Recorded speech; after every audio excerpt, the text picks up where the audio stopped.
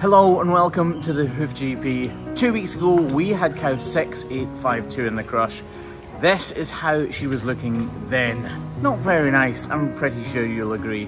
But she is back in the crush, and this video is all about how she's doing 2 weeks later. This is the Hoof GP. So this is cow 6852 as she was 2 weeks ago.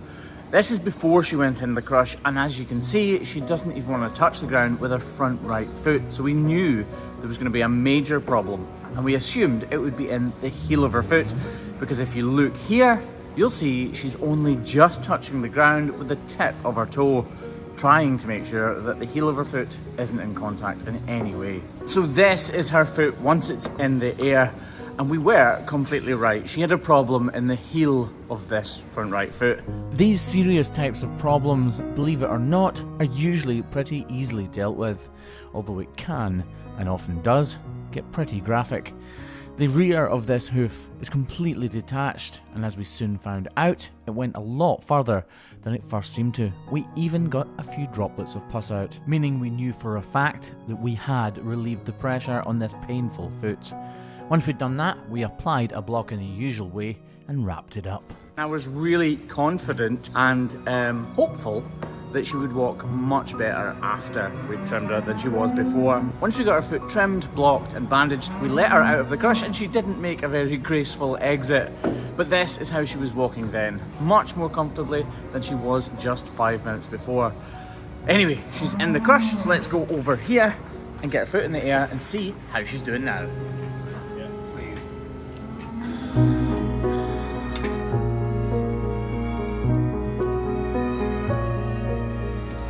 So if we just throw up how her foot was before we wrapped it on the end of the last trim, this is how it compares to now. There's a huge difference, a positive difference. In the last 2 weeks, this cow's hoof has grown around 3.5 to 4 millimeters, so there hasn't been anywhere near enough hoof growth to completely heal this cow's foot, but there has been enough to make her much more comfortable. But today is about making sure that she does fully heal, and if we didn't see her today, it's likely that things could go backwards and she would end up how she was 2 weeks ago. Right, without further ado, let's see what we can do for her now. Cool, so all of this was really raw and exposed and open to the elements. It has all started to regrow and it's looking really, really good. But if you look around here, there's a really hard edge, and that lets me know that there's cracking underneath this hard edge. And that cracking will just keep extending and extending under there. Actually, right now, as we talk, I'm not exactly sure how far it extends just now. It could completely undermine the whole hoof, to be totally honest.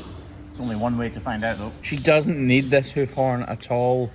We left it slightly high in the first trim to try and protect this really sore part in here, and it's done its job. This TP block is being held in place fantastically well, and all of her weight is now on that. So this hoof horn has been made redundant. Although, sadly for the hoof horn, there will be no redundancy pay.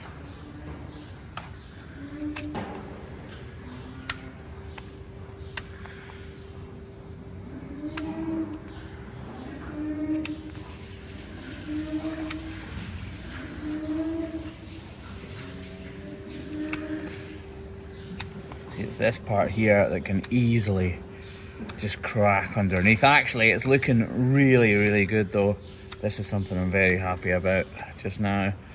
You'll notice I'm treading carefully though.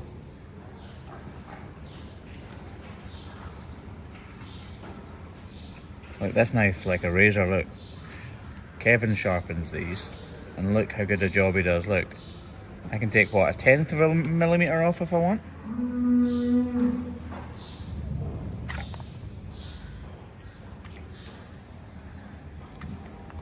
This is the part that I'm nervous about, if I'm totally honest. This is the part that is so close to the corium, but desperately important to get right. These slithers, believe it or not, are much harder to take away than huge chunks of hoof horn, because you're trying to be as accurate as you possibly can be but get everything that you want to at the same time. And this hoof horn is really hard, so you need to put lots of pressure through it without any slips of the knife.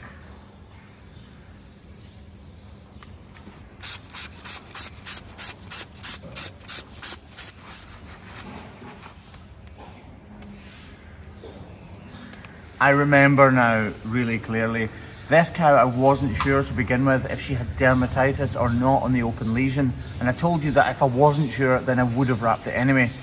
But by the end of the trim I had decided that she definitely did have dermatitis. That has prevented her from completely healing, but the lesion is so small now that we should be able to just treat it with Repiderma. Just look at how small that problem is now.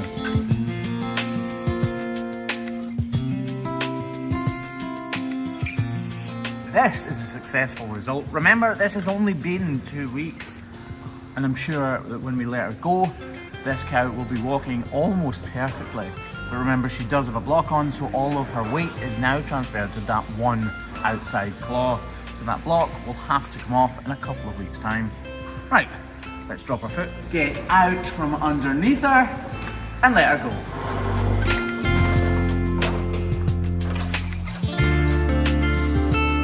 Seeing her walk here is really satisfying. You wouldn't even say she was lame, to be honest. She's definitely not in any pain right now.